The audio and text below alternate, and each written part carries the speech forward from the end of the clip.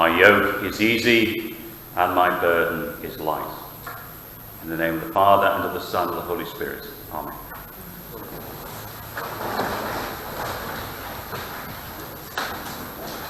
Over the past few weeks, I've been writing a pastoral letter which has been made available on our website, and kind of by accident one day it got recorded and went out on YouTube, and surprisingly folk actually wanted to watch it.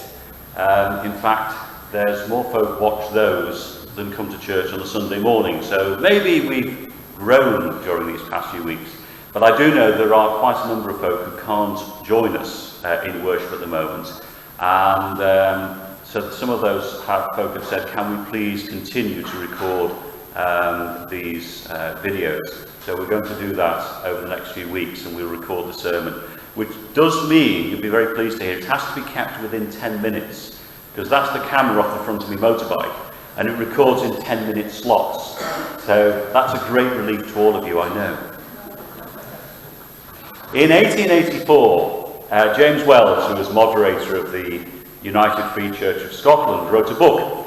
And in that book, he told the story of a little girl who was carrying a rather large toddler. And when somebody noticed that she was struggling carrying this very large little lad and said, "Are you tired?" she replied, "No, he's not heavy. He's my brother." And that phrase was repeated in 1918 in a home for abandoned children in America. A little lad named Howard Loomis came to Father Flanagan's home for abandoned boys, and young Howard had polio and wore leg braces, and he struggled to get up and down the steps in the home, and so the other lads fell into the habit of carrying him up and down the steps. And one day Father Flanagan saw a little lad called Reuben carrying Howard up the steps, and he said, "Is that hard?" And Reuben replied, "No, he ain't heavy, Father. He's my brother." And of course, you know those words because they became immortalised as the title of a song sung by the Hollies in 1969. Our first reading tells a story of Rebecca. It's a story of hope and a story of comfort. And the fact that Rebecca's story is told reminds us that the Old Testament takes the narratives of women seriously.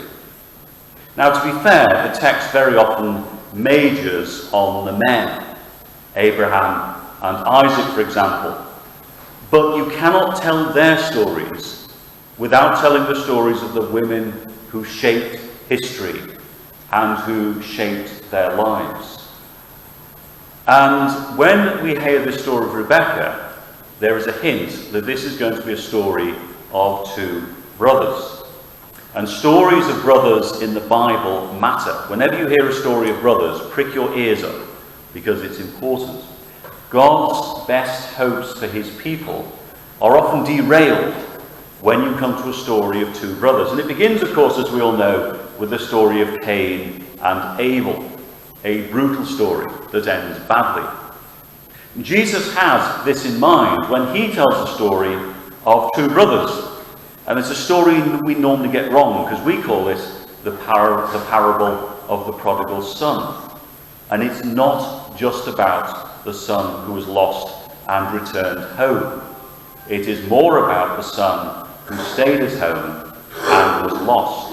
It's a story of two brothers. And in the passage when we meet Rebecca, and though our reading today is a happy story, we know that in the years to come there is a story about two brothers, because Rebecca has two sons, Jacob and Esau. And it's Rebecca who meddles in their lives and who deprives Esau of his birthright. And history takes a different turn. Stories of brothers are not always happy. In fact, in the Bible they rarely are. The burden is not light. Now, the story of Esau is a nasty little story, because Esau had married Judith, and Judith was therefore Rebekah's daughter-in-law, and mother-in-law and daughter-in-law hated each other and fought like cat and dog. And that's why Rebekah tricked Isaac into giving the birthright to Jacob and not to Esau. Things don't always go well. Jesus grew up in a carpenter's workshop. One of the regular jobs they would have had in the workshop would be to make yokes for the oxen they used to plough the land. There were no tractors in those days, and they didn't use horses. They used oxen. And making a yoke for an oxen was a work of skilled craftsmanship. When Jesus said, "For my yoke is easy and my burden is light," he was thinking very much of those yokes he had perhaps himself made in a carpenter's workshop. And the Greek word for yoke, for easy, can also mean well-fitting. A yoke needs to fit well, or else the animal using it will be injured and damaged, and it won't be able to plough. And if that happens, then the farmer will lose a crop. So a yoke was very important. A yoke had to be tailor-made for an individual animal. And what Jesus is telling his friends is that what God asks us to do is fitted for us. It might not always feel like that. It might feel like we're being asked to do something which is difficult or stressful or beyond our abilities, or we don't know how to do it. But that's not the case. God only asks us to do things which are within our abilities, even if we're not aware of it at the time. God is guiding us in the way we need to go. And the yoke is well fitted to our needs and our abilities. And as today we reopen our churches, enormous challenges lie ahead of us. The way we were has gone, and we know that. The way things we used to do have gone, and that's difficult, and we mourn them. And this virus has changed our world, and it's changed it, as we all know, in ways we haven't even really begun to understand or imagine. And so as we reopen our churches and we reconnect with different aspects of our lives, and it's been lovely hearing people say, "I got to visit the grandchildren for the first time," or "I got to see friends for the first time." But we do know there are dangers and challenges in this. We face opportunities as well. Now, we know not all of us can be here today. That's one reason why we're going to continue to share the words of these in the pastoral letters on the website, and we'll continue to record them and share them by YouTube. But there are many people I've spoken to, and I'm sure you've spoken to as well, who have over these past weeks learned to be fearful. People who today are scared to venture out. People who have not been to the shops and don't know what it means to go into a supermarket these days, and how you behave yourselves and conduct yourselves, even just doing things one time we just took for granted. There are those who mourn and have not been able to mourn in the way that they would have wished to do and the way that we normally do. There are many who carry resentment and anger, and there are many who have lost livelihoods. We face very great challenges. And we need to learn to travel together in a new life, much the same way as Rebekah did, travelling light, leaving behind a lot of the things we were used to and well known and well loved, and setting out into a different land. And here in St. Mary's and St. Peter's, we've shaped a pattern of services which is simpler and lighter, and we hope that will enable us to keep our churches open in ways that are doable and that make the yoke easy and the burden lighter. And we want people to be a part of this, but in their own time.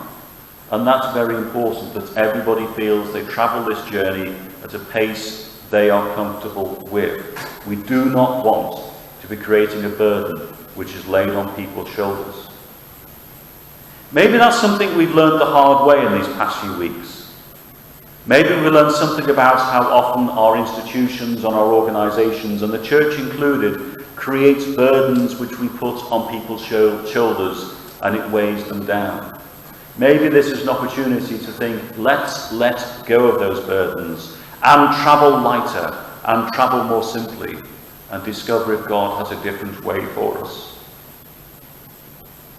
The rabbis say that burden has to become a song. Now that doesn't mean that the burden is not significant, that it has no weight, no challenge, but rather that what we take up in love does not weigh us down, but actually becomes a thing we carry with joy and gladness. So our church is different. We are not yet all gathered together in one place, and we may not be gathered together in one place for quite a long time. This new life is a journey we share together, and together we have to find out how to make this work.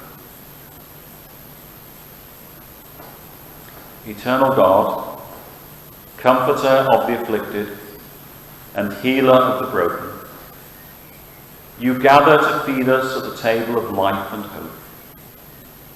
Teach us your ways of gentleness and peace, that all the world may acknowledge the kingdom of your Son, Jesus Christ our Lord. Amen.